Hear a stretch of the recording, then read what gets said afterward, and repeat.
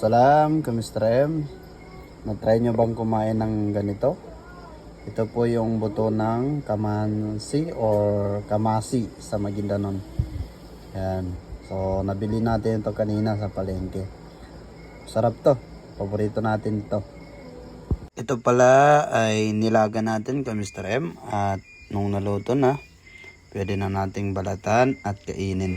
So yan, luto na kamusta M. Luto na yung ating buto ng kamansi or kamasi sa Maguindanon. So sabayan natin ang setup. Ito na rin ang ating pang dinner kamusta M. Bismillah.